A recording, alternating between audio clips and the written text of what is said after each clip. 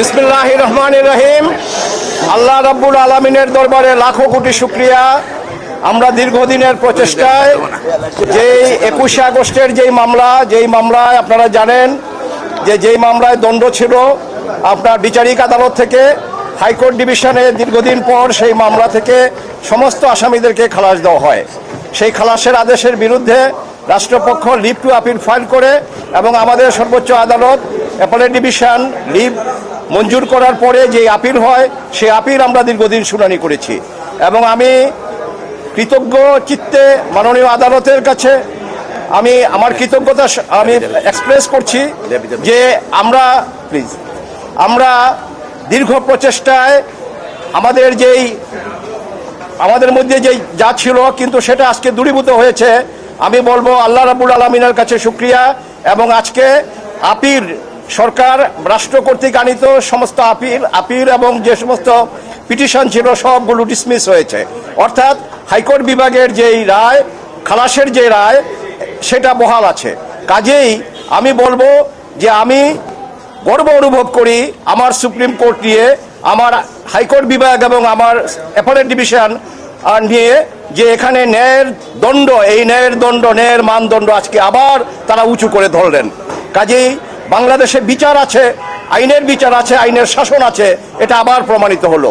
আর এই মামলা সঠিকভাবে তদন্ত করে নাই বলে হাইকোর্ট বিভাগ যে অবজারভেশন দিয়েছিল নতুন করে আবার পুনঃতদন্তের, সেটা আজকে আমরা শর্ট অর্ডারে মাননীয় প্রধান বিচারপতি মহোদয় যেটা পড়ে শোনালেন, আমরা যেটুকু অনুধাবন করতে পেরেছি যে এটা রাষ্ট্রের কাজ, এটা বিচার বিভাগের কাজ না, ঠিকই, কারণ এটুকু এক্সপান্স করা হয়েছে।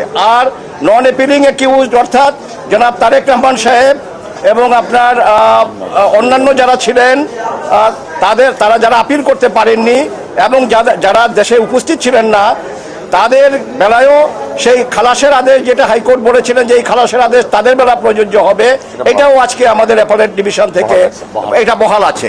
কাজেই আমরা বলতে পারি তার জনাব তারেক রহমান সাহেব সহ অন্যান্য যারা আছেন তারা এই মামলা থেকে বেকসুর খালাস এবং এই মামলায় আর কোনো সাজা কারো নাই।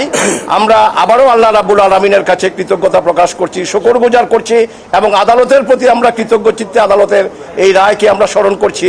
এবং আমি বাংলাদেশের একজন আইনজীবী হিসাবে আমার সুপ্রিম কোর্ট নিয়ে আমি গর্ব অনুভব করি যে আবার প্রমাণিত হলো যে আইনের শাসন আছে আর বিনা বিচারে অন্যায়ভাবে কাউকে ফাঁসি দেওয়া যাবে না, এটা আবার প্রতিষ্ঠিত হলো এবং এই ধারাবাহিকতা যেন বজায় রাখা। আর 164 ধারার জবানবন্দি মরহুম মুফতি হান্নান সাহেবের জবানবন্দির উপরে এই টোটাল মামলাটা ছিল। কিন্তু আজকে মাননীয় প্রধান বিচারপতি যখন রায় পড়ে শোনালেন সেখানে উনি বলেছেন যে একজন ফাঁসির আসামি অন্য মামলায় সিলেটের আনোয়ার চৌধুরী সাহেবের উপরে যে গ্রেনেড অ্যাটাক হয়েছিল সেই মামলায় তখন তার ফাঁসি ছিল, সেখান থেকে এনে তাকে এই যে 164 করা হয়েছে দ্বিতীয়বার এবং এই সেকেন্ড কনফেশন, এটা আইনত গ্রহণযোগ্য না। এবং এখানে সবচেয়ে বড় কথা যেটা স্বতঃস্ফূর্তভাবে করা বা ভলান্টারিনেস, যেটা এই মামলায় উনি বলেছেন শুধু মুফতি হান্নান না, অন্যান্য যে সমস্ত স্বীকারোক্তিগুলো ছিল এগুলো একটাও ভিতরেও ওনারা ভলান্টারিনেস খুঁজে পান নাই, অর্থাৎ এগুলো স্বেচ্ছায় তারা করেননি। কাজে স্বেচ্ছায় যদি না করে তাহলে সেই স্বীকারোক্তির কোনো মূল্য নাই। কাজেই এই মামলায় শুধু আসামিদের খালাস হয়নি, আজকে একটা নতুন ধারা যোগ হয়েছে যে ন্যায় বিচারের ক্ষেত্রে আমাদের উচ্চ আদালত কতটা সজাগ পুঙ্খানুপুঙ্খ রূপে, সেখানে এটা মাননীয় প্রধান বিচারপতি মহোদয়ের শর্ট আদেশের মাধ্যমে আমরা সেটা অনুধাবন করেছি এবং এটা ইনশাআল্লাহ বহাল থাকবে বাংলাদেশ সুপ্রিম কোর্টে।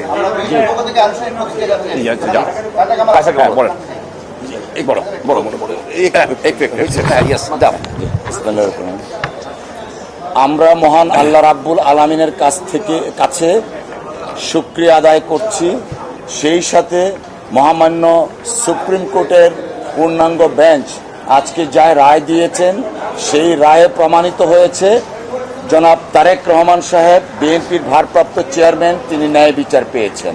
আপনারা জানেন এই মামলাটা অত্যন্ত একটা হিনিয়াস ক্রাইম ছিল, কিন্তু শেখ হাসিনা ওয়াজেদ তার রাজনৈতিক উদ্দেশ্যে ব্যক্তিগত জিঘাংসা থেকে জনাব তারেক রহমান সাহেবকে অন্যায়ভাবে এই মামলায় অন্তর্ভুক্ত করেছিলেন।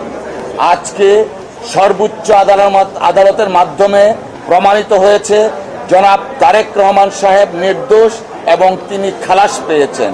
পাশাপাশি এইটাও এস্টাবলিশড হয়েছে শেখ হাসিনা ওয়াজেদ প্রকৃত অর্থে আইবি রহমান সহ যারা আনফরচুনেটলি মৃত্যুবরণ করেছেন তাদের বিচার শেখ হাসিনা চায়নি।